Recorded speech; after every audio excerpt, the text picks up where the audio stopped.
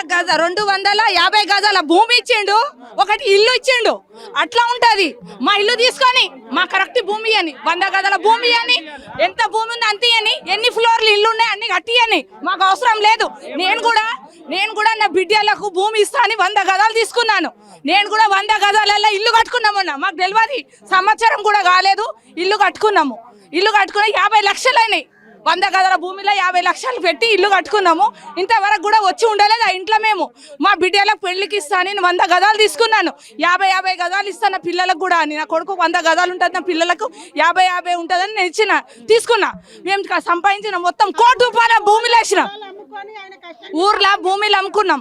ఆడెందుకు పరిస్థితి, మన పిల్లలు ఇక్కడ ఉంటారు కదా, పిల్లల భవిష్యత్తు ఇక్కడ బాగుంటుంది కదా, పిల్లలకి ఇస్తే బాగుంటుంది కదా, సౌదులు ఉన్నాయి, పిల్లల భవిష్యత్తు సిటీలు ఉంటే బాగుంటుందని ఆడ అమ్మ వచ్చి తీసుకొని మాకు ఊర్లో పోతే ఇల్లు లేదు, సొంతం ఇల్లు 100 గజాల ఇల్లు కట్టుకున్నాము. 100 గజాలు పిల్లల గురించి ఉంచినాము.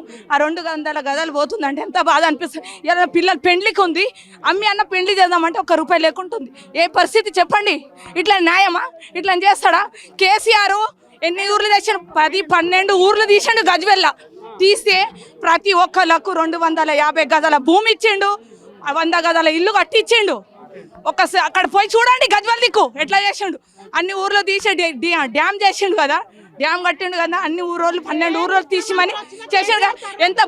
ఎంత సిటీ ఎంత బాగుంది అక్కడ. మాకు కూడా అట్లా చేయండి, మేము ఇచ్చేస్తాం. అవసరం లేదు. మా భూమికి భూమి ఇవ్వండి, ఇల్లుకు ఇల్లు ఇవ్వండి. కానీ బర్బాద్ అవుతాడు వీడు. కలకల ఈ పెండ్లాం పిల్లలకు ఇలా పూరం మొత్తం ఇలా ప్రతి ఒక్క ఎవరెవరు పెద్దోళ్ళు ఉన్నారో నాకు చెప్పరాదు, వాళ్ళందరికీ ఇంత పేదవాళ్ళది. ప్రతి ఒక్కల కలకల ఉట్టి సరిగా నష్టం అయిపోతాడు. భవిష్యత్తు ఆడు ఇంత ఇప్పుడు ఈ మూసీకి సంబంధించిన నీళ్లు ఇక్కడికి వస్తాయా మీకు? అస్సలు రావు. ఒక్క మాట, మూసి నీళ్ళు ఈడు రాక వస్తే ఈడ ఎందుకు సాగు మేము చేతుల్లో పెట్టి ఎందుకుంటాం చెప్పండి మీరు? ఎప్పుడు బాణ అనేది రాత్రికి రాదు. ఏమంటారు? दिन में नहीं आता, रात में नहीं आता पानी. हाँ, हमारी जान हथेली में रख के हम सो जाते. 100 आदमी मरे 100 आदमी बराबर है. पूरा आके भरगा तो हम मर जाते ना. हमारी जान हमको डर नहीं है. हमारी जान हमको डर रहती ना. हमें कहीं को यहाँ रहती. पानी आए तो असल पानी आए तो डाउन है नहीं. बात వచ్చిన అధికారులు అంటున్నారు ఇక్కడ నీళ్ళు వస్తాయని చెప్పేసి అంటున్నారు. రావు. నీళ్ళు వస్తాయి కదా, నీళ్ళు వస్తే మేమే చెప్తాం. నీళ్ళు వస్తున్నాయి కదా, మాకు అవసరం లేదని వెళ్ళిపోతాం. ఒక్కసారి కూడా రాలేదు నీళ్ళు. ఒక్కసారి కూడా నీళ్ళు రాలేదు ఇక్కడ. ఇప్పుడు ఇంతమంది చచ్చిపోవాలి, కొన్ని కోట్ల మంది లాస్ అవుతున్నారు. ఒకవేళ వాన వచ్చినా మునిగిపోయినా మా ఇళ్ళే మునిగిపోతాయి. మేము ఇక్కడనే ఉంటాం.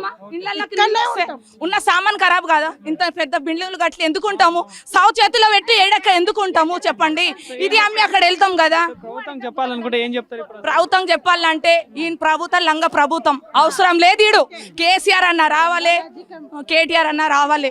కాదంటే అవసరం లేదు. ఈయన ప్రభుత్వం బెస్ట్.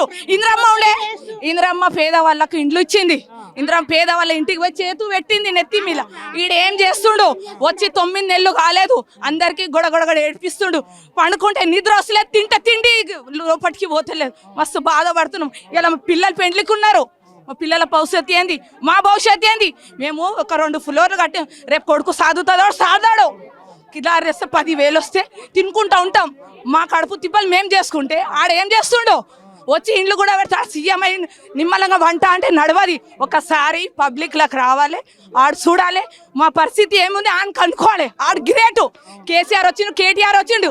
ఇంతకు ముందు కేటీఆర్ వచ్చి ఏం చేసిండు? ఎవరు రాలేదు. కేటీఆర్ అన్న వచ్చి కైకు కేటీఆర్ కరకే గానే కాంగ్రెస్ ఏ 9 మहीने से ఈ 9 నెలల నుంచి ఎవ్వరు రాలేదు. మోతబరి నుంచి 3-4 నెలల కింద సర్వే గురించి వచ్చిండు. మరి వీళ్ళు చెప్పిన హామీలైనా నెరవేర్చిపోనే? ఓ ఏం హామీ లేడు. ఒక్కరోజు మా అన్న చచ్చిపోయినా అంటే ఒక్కరోజు బస్సులో పోతే తిట్టుకున్నాం, కొట్టుకున్నాం. ఫ్రీ బస్కు పోతే 10 జనాలు ఈయన బస్సు ఎందుకు బొందల పెట్టుకొని ఆడే తిరగని ఆడే నాశనం అయిపోని అందరు కలకల ముట్టి నేనే నమాజులు అయితే ఇదే దూరం చేస్తున్నా. ఈ రేవంత్ రెడ్డికి దేవుడా ఈయనకి జల్దీ నా సావు ఇచ్చాయి, అందరికి నిమ్మలంగా నిద్ర వస్తుంది అని నిజంగా ఒట్టని అంటున్నా. ఈయనకైతే నేను సావు గురించి కోరుతున్నా.